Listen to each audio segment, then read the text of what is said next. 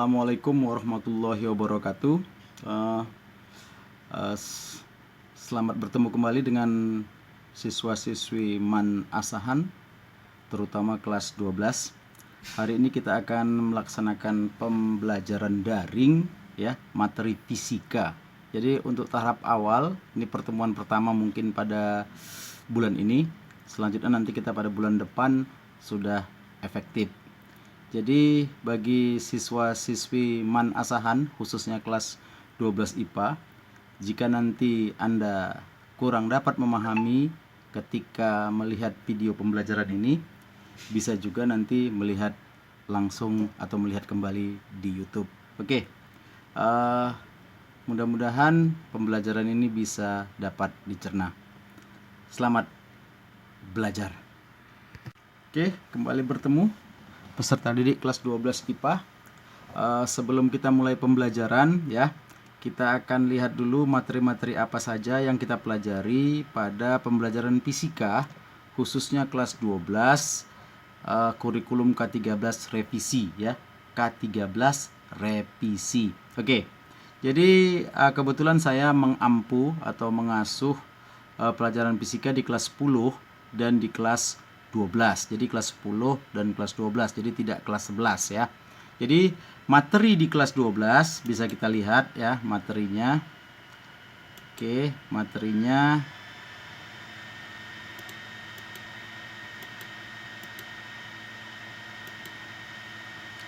ada beberapa materi. Yang pertama itu adalah listrik dinamis. Listrik dinamis. Ada listrik statis, tapi kita akan pelajari listrik statis lebih dahulu. Kemudian induksi elektromagnetik, gaya gerak listrik, dualisme gelombang, relativitas, fisika inti, dan reaktor nuklir. Ini materinya. Jadi nanti semua materi ini dibagi pada 2 semester. Jadi listrik statis sampai gaya gerak listrik mungkin nanti di semester gasal. Kemudian dualisme gelombang sampai reaktor nuklir itu nanti di semester genap. Oke, jadi materi kita pertama itu adalah listrik statis.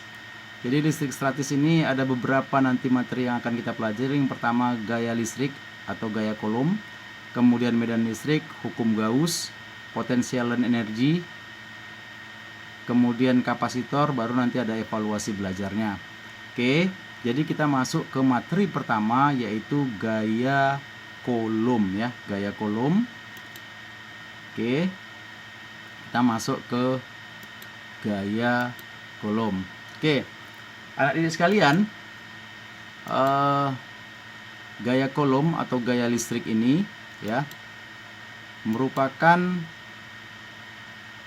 hal fundamental yang harus kita pahami ketika ingin belajar listrik. Jadi kita kalau ingin belajar listrik, kita ini harus paham tentang gaya listrik atau gaya Coulomb. Jadi gaya listrik itu diawali oleh hukum Coulomb ya. Hukum Coulomb itu mengatakan jika dua buah benda bermuatan didekatkan akan timbul gaya tolak atau gaya tarik yang besarnya berbanding terbalik dengan kuadrat jaraknya ya. Ditulis secara matematis F sama dengan K Q1 kali Q2 per R kuadrat. Jadi saya ulang sekali lagi. Hukum Coulomb berbunyi jika dua buah muatan didekatkan akan timbul gaya tolak atau gaya tarik yang besarnya berbanding terbalik dengan kuadrat jaraknya ya, kuadrat jaraknya. Oke. Jadi gaya tolak atau gaya tarik itulah nanti yang kita simbolkan dengan F. Jadi semua gaya dalam fisika itu simbolnya F besar. Kemudian muatan pertama itu Q1, muatan kedua itu Q2, R itu jarak antara kedua muatan. Sedangkan K itu adalah konstanta ya. Konstanta atau tetapan untuk ruang hampa yang besarnya K sama dengan 1/4pi E0.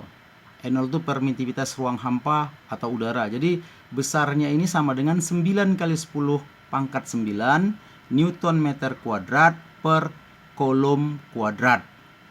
Ya. Jadi ini keterangan dari rumus, ya.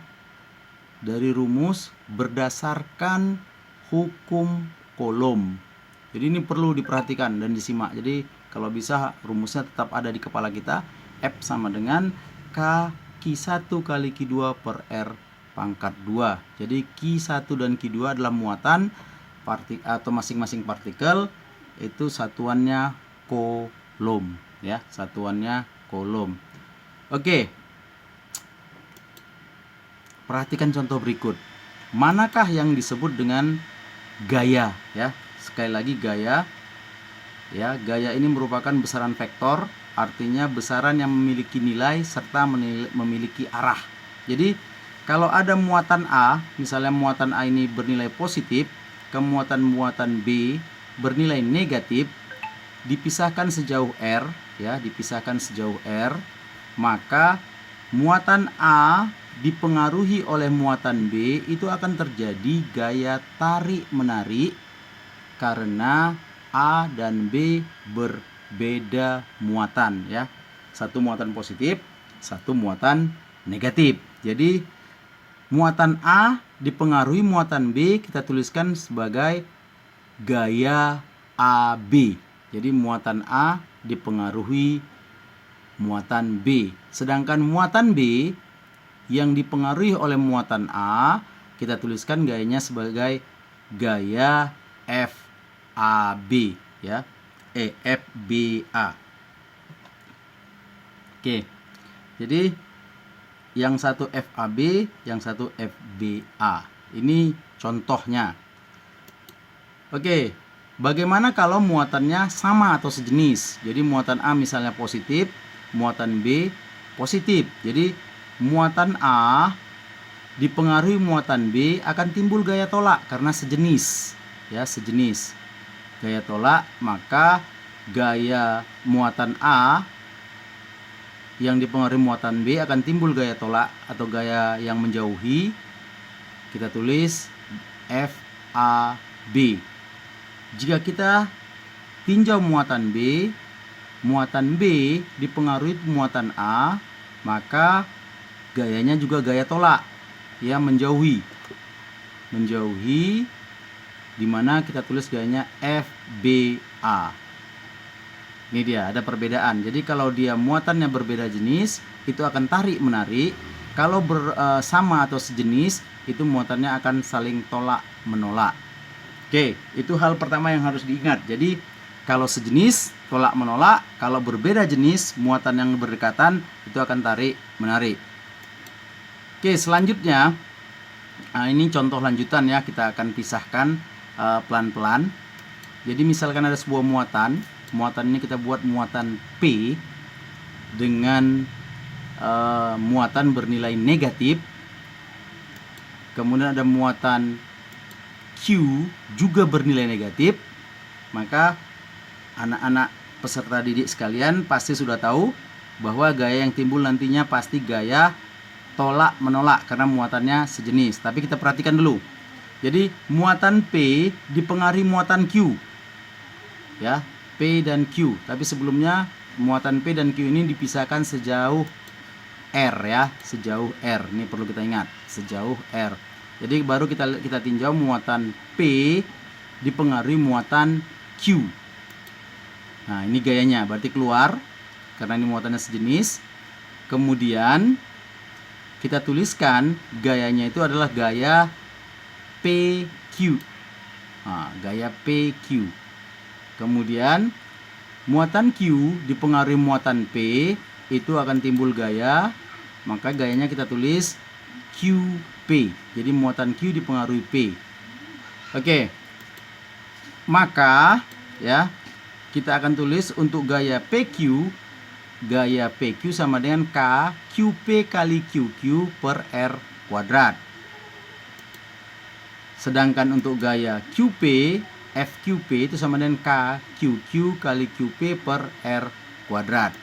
Oke, sehingga kalau kita cari besar gayanya, ya, besar gayanya, maka akan berlaku hukum vektor. Berarti kalau dia sebenarnya kalau dia seperti ini, satu ke kiri dan satu ke kanan tuh nilainya negatif, tapi kalau negatif dikuadratkan berarti tetap positif, jadi nggak ada masalah ya. Ini sebenarnya tanda tambah ya, mohon maaf ini ada kekurangan sedikit. Ini FPQ kuadrat tambah FQP kuadrat kalau dia segaris, tapi kalau nanti misalnya dia tidak segaris, ini akan kita tambahkan dengan 2 FPQ kali FQP cos alpha. Itu jika membentuk sudut. Oke, jadi coba review kembali tentang vektor ya. Kita lanjutkan.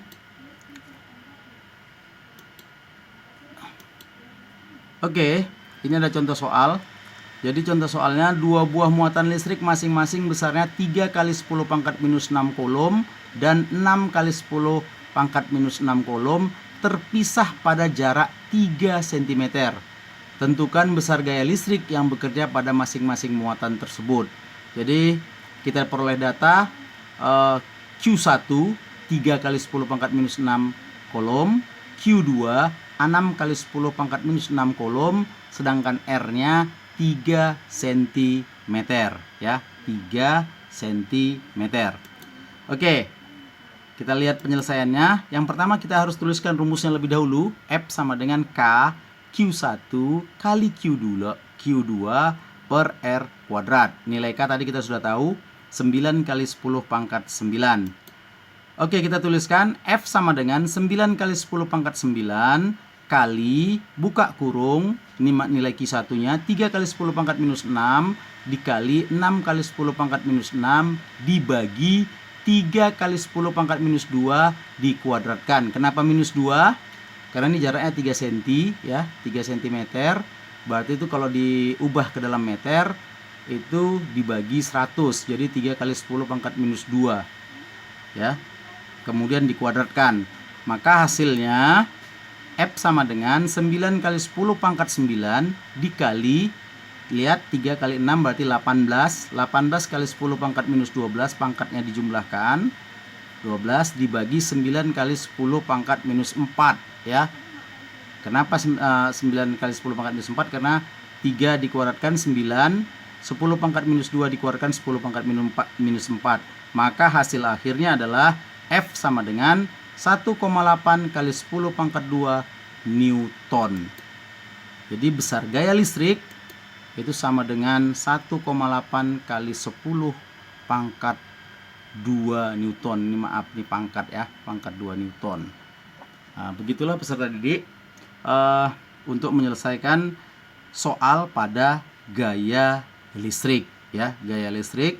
Jadi perhatikan angka-angkanya, ini perkaliannya sudah melibatkan pangkat ya, pangkat minus. Oke, selanjutnya coba nanti dikerjakan di buku catatan saja, tidak usah di buku latihan soal, karena sama saya tidak ada buku latihan soal, kita hanya ada buku catatan. Nanti satu saat buku catatan itu saya kumpul jika saya membutuhkan misalnya nilai tambahan. Oke, jadi soal yang kedua ini yang dikerjakan di rumah nanti atau di buku catatan. 3 buah benda A, B, dan C masing-masing bermuatan listrik sebesar 3 kali 10 pangkat minus 8 kolom, minus 6 kali 10 pangkat 8 kolom, dan 2 kali 10 pangkat minus 8 kolom yang terletak dalam satu garis lurus. Jika jarak AB 3 cm dan BC 6 cm, tentukan besar gaya kolom yang dialami oleh muatan di titik B. Ya. Jadi coba nanti gambarkan dulu, uraikan gaya-gayanya, baru kemudian selesaikan. Nomor 3. Hitung kuat medan listrik di titik P yang berjarak 3 cm dari muatan positif 8 kali 10 pangkat minus 9 kolom. Oke. Yang keempat, 2 buah benda A dan B mempunyai muatan listrik masing-masing positif 4 kali 10 pangkat minus 8 kolom dan positif 16 kali 10 pangkat 8 kolom terpisah pada jarak 6 cm. Tentukan letak titik P yang mempunyai kuat medan listrik sama dengan 0. Oke, peserta didik sekalian, soal yang terakhir, dua titik A dan B berjarak 5 meter, masing-masing bermuatan positif 5 kali 10 pangkat minus 4 kolom dan minus 2 kali 10 pangkat minus 4 kolom. Titik C terletak di antara A dan B, berjarak 3 meter dari A dan bermuatan listrik positif 4 kali 10 pangkat minus 5 kolom. Hitung besar gaya listrik gaya elektrostatis dari muatan C. Oke, saya lanjutkan. Yang 6, diketahui segitiga ABC sama sisi dengan panjang sisi 3 desimeter. Pada titik sudut A dan B masing-masing terdapat muatan positif 4 mikrokolom dan negatif 1,5 mikrokolom ya, mikrokolom. Pada puncak C terdapat muatan positif 2 kali 10 pangkat minus 5 kolom. Hitunglah besar gaya elektrostatis total di puncak C. Ini segitiga sama sisi. Jadi perhatikan. Jadi catatan di sini ada dibuat, satu kolom itu sama dengan 10 pangkat minus 3 milikolom atau 10 pangkat minus 6 mikrokolom ya. Jadi latihan soalnya seperti saya sampaikan tadi dikerjakan di buku catatan saja ya, di buku catatan saja. Tapi untuk absen ya, mohon untuk absen. Untuk absen cukup dikerjakan soal nomor 5. Jadi tuliskan nama, kemudian fotokan hasil kerja untuk soal nomor 5. Jadi difotokan soal kerja nomor 5, kemudian tulis namanya lengkap di WA. Jadi seperti saya sampaikan tadi, absennya sampai jam 21, artinya jam 9 malam. Jadi tak usah terburu-buru, perhatikan videonya baik-baik, kemudian selesaikan soalnya tenang-tenang. Lalu untuk soal nomor 5, fotokan, kemudian kirim ke WA grup sebagai absensi. Jangan lupa tuliskan nama lengkapnya karena saya akan absen. Oke, demikian pembelajaran materi listrik statis. Kita akan bertemu lagi pada materi berikutnya, yaitu medan listrik. Saya akhiri. Assalamualaikum warahmatullahi wabarakatuh.